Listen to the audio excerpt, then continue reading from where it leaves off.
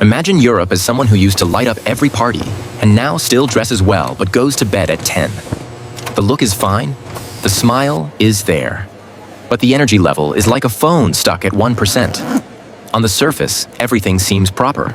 Trains run on time, trash gets sorted, coffee is made perfectly. But if you listen closely, you don't hear engines humming. You hear polite silence. Shops are open, but most of them are branches of someone else's holding company. The brands are European. The owners are somewhere far away and not particularly invested in the future of any specific city. Once upon a time, Europe and the United States went head-to-head. Two heavyweights, two champions. In the late 2000s, their economies were roughly the same size. You could argue about who was stronger. Today, there's nothing left to argue about. America has accelerated as if it has a turbocharger, while Europe is still driving with the handbrake on. The gap now isn't about percentages or fine distinctions. It's the scale of an entire large country that got lost along the way. And here's where things get awkward. A continent with the most expensive education, the most generous welfare state, and the longest history somehow managed to clip its own wings. Not because of a war, not because of a disaster, not because of bad luck. Just a series of decisions, each one noble on its own, but together reading like a manual titled, How to Break an Economy Without Noticing. So let's look at how this happened. And the first stop is Germany. For a long time, it was Europe's engine. Not a metaphor, an actual motor. Cars, machine tools, chemicals, things you can't replace with a PowerPoint presentation. The German setup was simple, almost brilliant. The Americans paid for security, the Chinese bought the goods, Russia supplied the energy. It worked perfectly. Until one day, it didn't. When cheap gas disappeared, it turned out factories don't run on good intentions. Electricity prices shot up so high that calculators started to cry. And business did what business always does in situations like that. It left. Take the chemical giant BASF. This isn't some abstract corporation. It's a company whose products you have in your bathroom, your medicine cabinet, and under your car hood. Their plant in Ludwigshafen is practically a city of its own, with pipes instead of streets. And then the company looks at its energy bills and says, sorry, this doesn't add up. So it starts shutting down capacity in Germany while pouring billions into production in China. It's almost a joke. Europe introduces strict environmental rules to save the planet and ends up moving production to places where environmental standards are treated philosophically. The planet is saved, the jobs are not. Germany also managed one more trick. In the middle of an energy crisis, it shut down its nuclear power plants. Reliable, stable, clean. And then, to avoid sitting in the dark, it went back to coal. The dirtiest option available. Yes, that same brown coal that requires entire villages to be demolished. Environmentalists applaud, standing ovation. You could say, fine, let industry go. Europe will become a continent of IT specialists and startups. Nice idea. The problem is that European tech is strangled by regulations so thoroughly that a startup is more likely to die from approvals than from lack of funding. While something is being launched in the US, Brussels is still debating what font to use for the warning label. So here's the result. A continent that once built things now mostly writes reports. Factories close, cities become beautiful but quiet, and the economy increasingly resembles a museum. Expensive, well-maintained, and with no real sense of a future. Now let's stop talking about factories and talk about children's rooms. Or rather, their absence.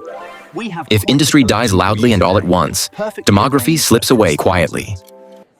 No explosions, no headlines, just a moment when there's no one left to work, pay taxes, or, eventually, turn on the lights. This isn't a heart attack. It's a slow, polite fade out. European style, neat and orderly. Take Southern Europe. Sun, pasta, the sea, endless talk about family and tradition. And at the same time, near zero birth rates. In Italy today, so few children are being born that statisticians update record lows every year. On average, just over one child per woman. Put simply, at these numbers, the country isn't aging. It's shrinking. Literally like a business with negative profit. Now picture an average young Italian. Call him whatever you like. It doesn't matter. He's about 25. He studied, worked hard, got a degree. Did everything the right way. There's just one catch. There's no job. Or there is one, but it pays so little you can't afford rent. So he lives with his parents. Not because he loves family dinners, but because there's no alternative. And here's the main trick. The state looks at this young man and says, buddy, the responsibility is on you. Pensions, healthcare, social spending, you pay. Because there are a lot of retirees. A lot. And fewer young people. Europe's pension system isn't a vault where money sits safely for decades. It's a real-time pay-as-you-go system. Today's payments come from today's salaries. No workers, no money. Simple and slightly terrifying. Once the math was comfortable, several workers could easily support one retiree. No one felt the strain. Then the numbers started to break down. In the coming decades, in countries like Italy or Spain, there will be about 1.5 to 2 working people per retiree. Try supporting yourself, the state, and another adult on your salary, and staying sane. What happens next? Taxes go up. Not symbolically, but noticeably. Work becomes less and less worthwhile. Wonderful. Thank you so much. And at that point, the young person asks a very simple question. Why am I doing this at all? He has options. He can stay and hand over most of his income to a system that likely won't survive until his own retirement. Or he can pack a suitcase and go somewhere that pays more for the same work, taxes less, and looks a bit more hopeful.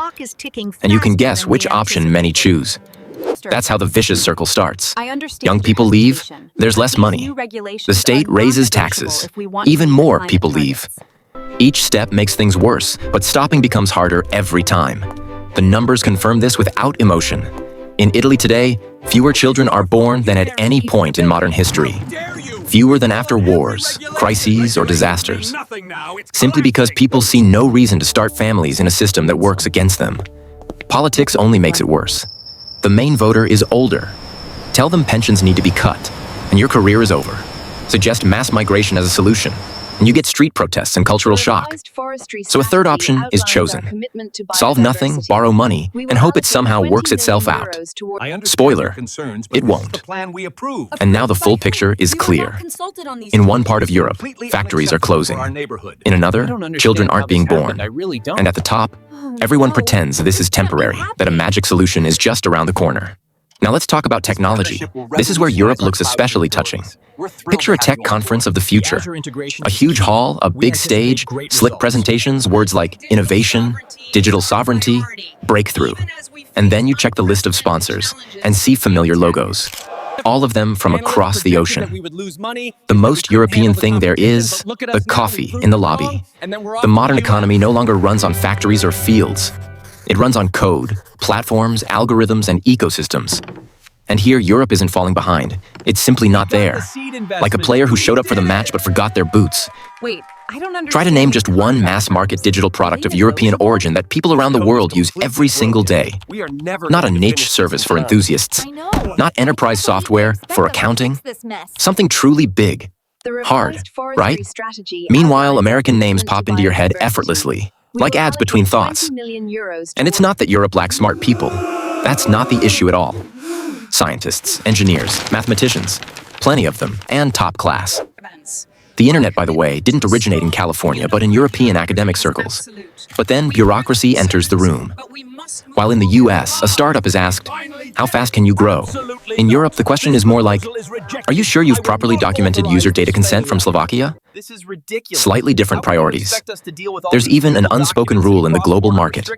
America builds products. Asia scales manufacturing. Europe writes the instructions, often in advance, just in case someone might accidentally do something too bold.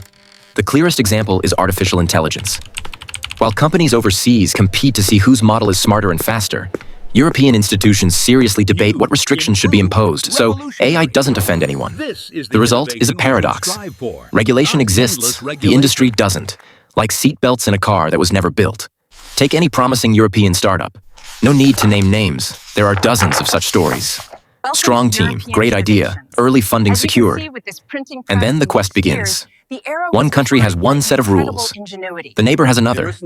Different language, different tax logic, different labor laws. Every new market isn't growth.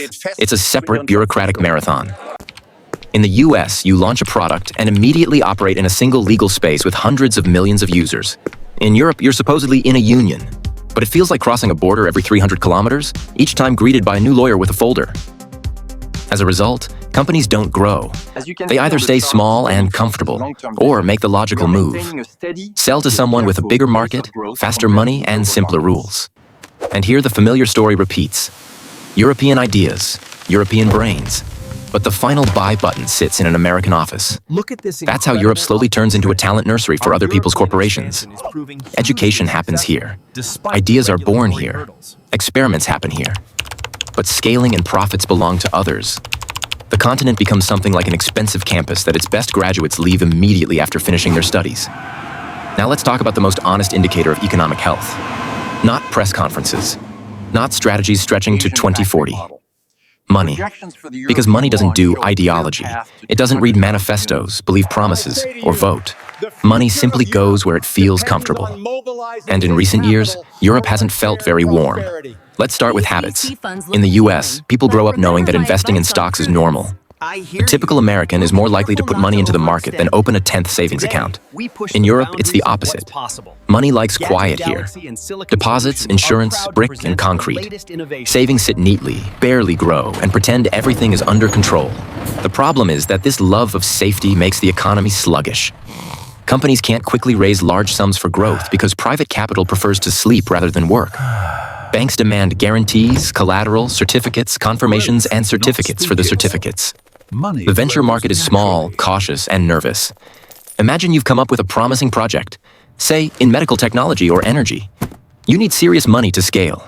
In Europe, you'll be politely told that first you must prove stability, then profitability, then compliance with every regulation imaginable. And only then, maybe talk about funding. And all of that for a stake that makes you slightly sad. Then you fly across the ocean, and suddenly the conversation is different. There they ask not, why might this fail, but how fast can this grow? And that's when you understand why startups love changing their registered address. Stock markets are a separate performance. European exchanges technically exist, but they feel like museums with good renovations and low foot traffic.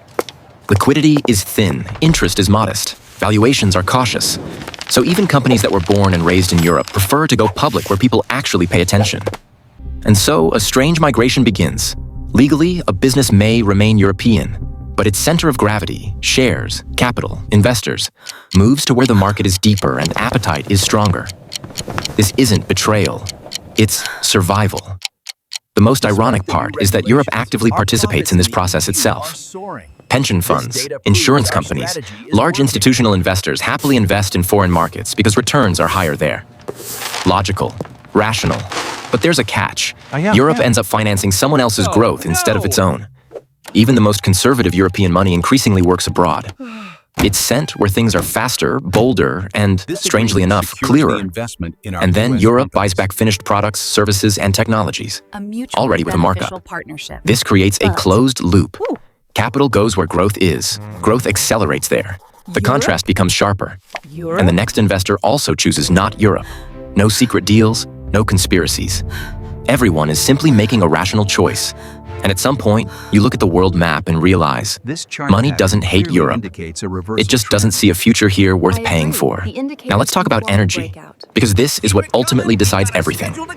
This isn't politics or philosophy. It's pure physics. Cheap energy means the economy works. Expensive energy means collective survival with blankets and candles. Europe decided to run an experiment on itself. What happens if energy is made as complex, expensive, and unpredictable as possible, in the name of a bright future? The experiment worked. Over the past decades, the continent enthusiastically got rid of everything reliable. Nuclear power plants were shut down as morally outdated. Domestic gas production was labeled harmful. Instead, fields were filled with wind turbines and rooftops with solar panels, hoping nature would stick to a schedule. The plan looked great, until it turned out that the sun never signed a contract, and the wind has no idea about climate strategies. So just in case the green solution failed, Europe kept a backup option: importing energy. Cheap, stable, external. And, as it turned out, extremely fragile. When that option disappeared, prices went into orbit. As a result, European factories began paying several times more for electricity than their competitors across the ocean or in Asia. No work discipline and no innovation can offset that. If your neighbor's energy is several times cheaper, they win by default. But this isn't just about corporations. For ordinary people, energy poverty stopped being a theory. Heating bills look like you're warming an airport, not an apartment. Saving energy became a new virtue, often a forced one.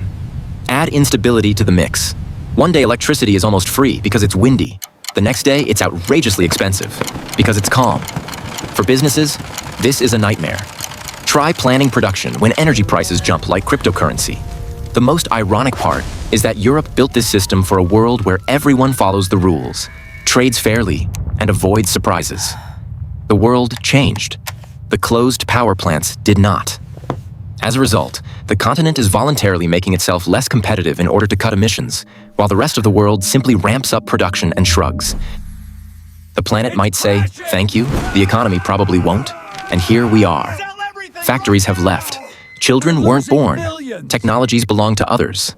Money has emigrated. Energy has become a luxury item.